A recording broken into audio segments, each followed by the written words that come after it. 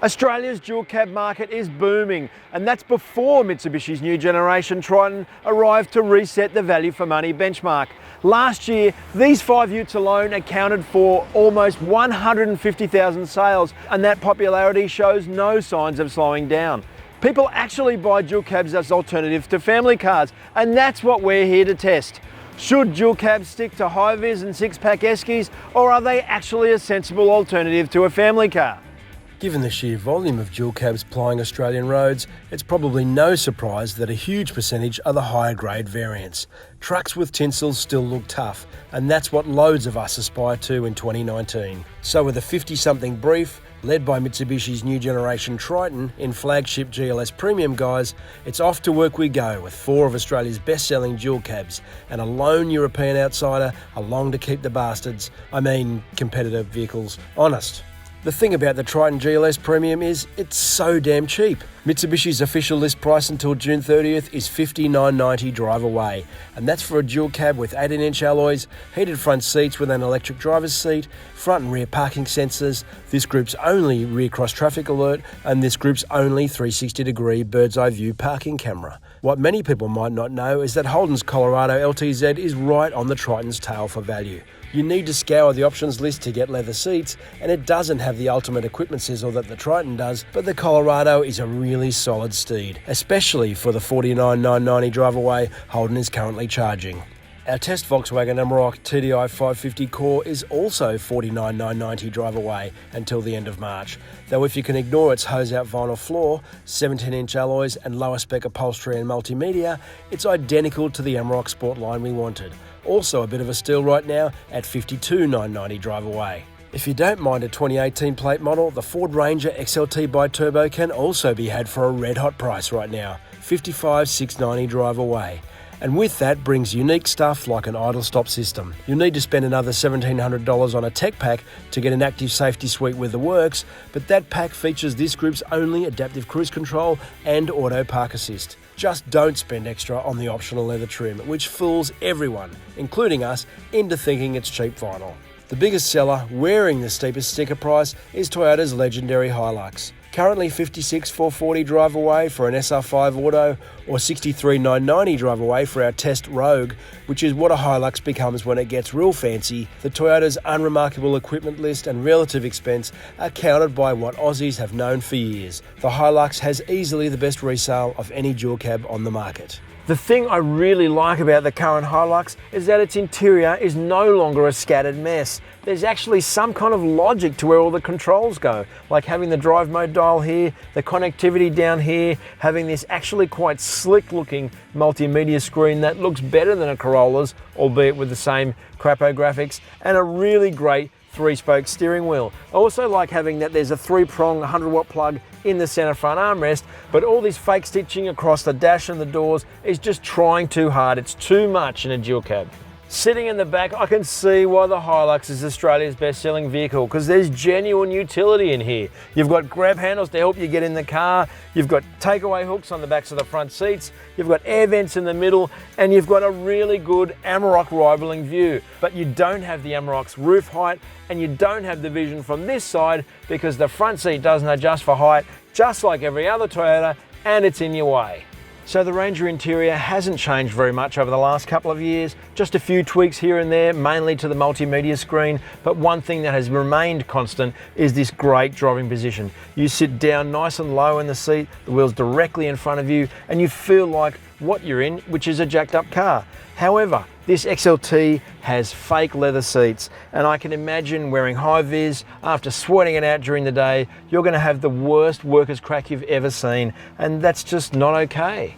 Cementing the Ranger's alternative family car credentials is this back seat, because it's really good. It's comfortable, the middle seat is actually usable and comfortable as well. You've got door grips, proper ones on the doors, of which there is 4 in the car, a great theatre view, and it has a 3-prong plug outlet to 150 watts that can charge laptops or, on the odd occasion, even tools.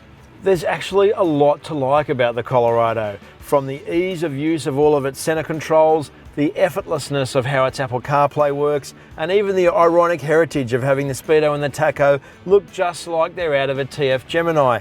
But the thing is, its driving position is terrible.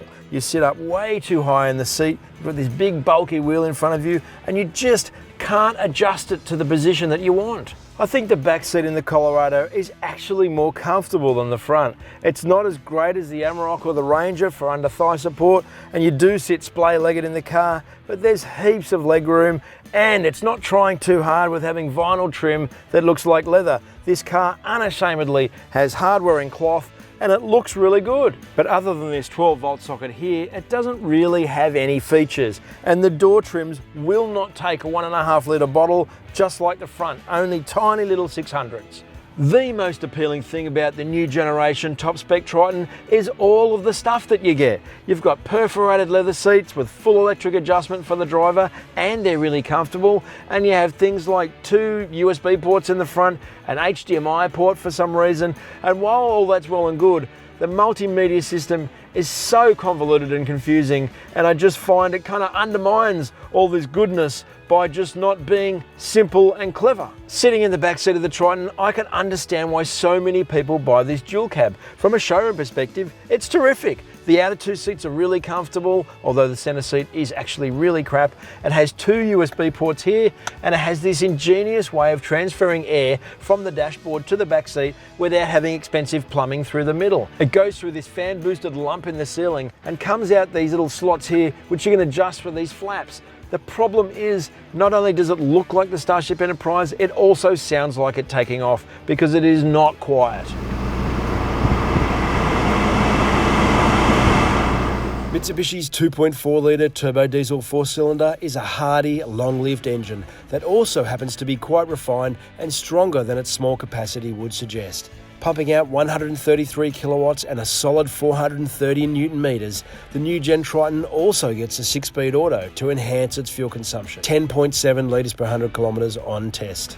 Much like the old Triton, the new Triton is just the old model with a new body and new stuff on top. And that's probably where the foundation for this car's terrific value for money comes from, because you get a shitload of stuff for not that much coin.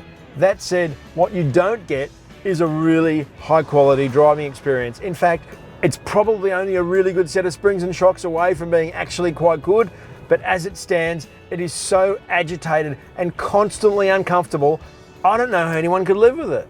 Producing similar power and achieving similar fuel consumption is Toyota's 2.8 litre Hilux. With 130 kilowatts and 450 newton meters, it's modest in the output department, but has enough grunt to get the job done, whatever that may be.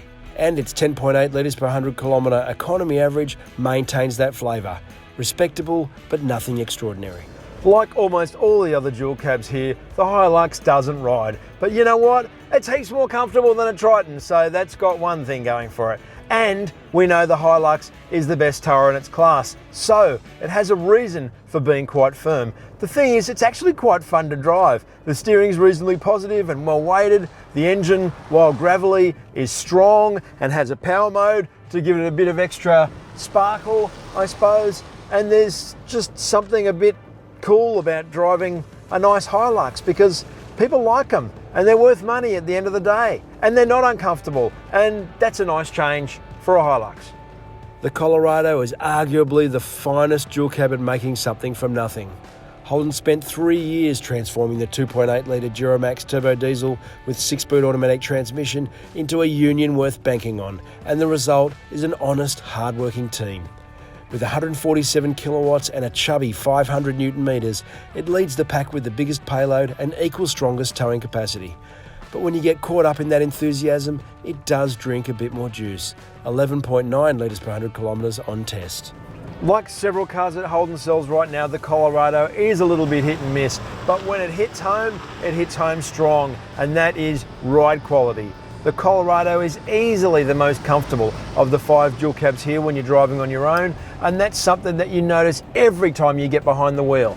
Unfortunately, you also notice the driving position, but providing you can get used to it, and you do, then there's something effortlessly likeable about the loping, torquey nature of the Colorado. It doesn't make demands on you. You can actually enjoy being in it, providing you don't mind sitting in it.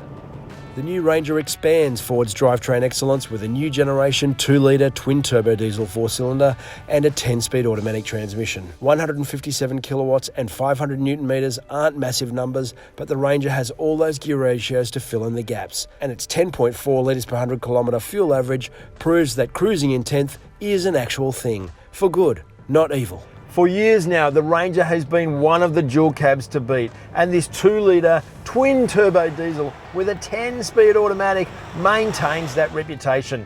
It's not a quick car, but it's refined and it sounds really good. In fact, it's so much smoother than its 4-cylinder rivals.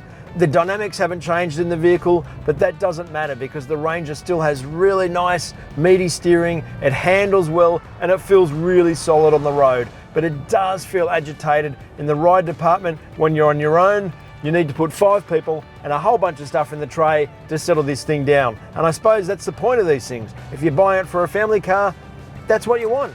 Also proving a long-held truism is the 3-litre turbo diesel V6 in the Volkswagen Amarok. That being that effortless performance doesn't always equal prodigious fuel thirst. Our 165 kilowatt, 550 newton metre German dual cab, driving through an 8-speed automatic and this group's only full-time four-wheel drive system, is not only the fastest accelerating dual cab in Australia, nailing 100 kilometres from standstill in less than 8 seconds, but also one of the most economical. The Amarok just beat the Ranger for economy, averaging 10.3 litres per 100 kilometres on test. Now this isn't even the spec of Amarok we wanted. This is the core, not the sport line. It's $4,000 cheaper and has rubber floor mats. But you know what? That doesn't impact on the refinement of this car because it is tangible. From the seating position and the steering wheel to the beautiful 3-litre turbo diesel V6 with its 8-speed automatic that has so much power, and yet it can put that power to the ground, unlike something like the Triton, which is way slower. There's also the fluency of this car. The steering, as soon as you turn off straight ahead and go into a corner, you can feel that it's balanced. There is something really fun and enjoyable about driving the Amarok V6. And that's not something I've ever said this side of a Ranger Raptor.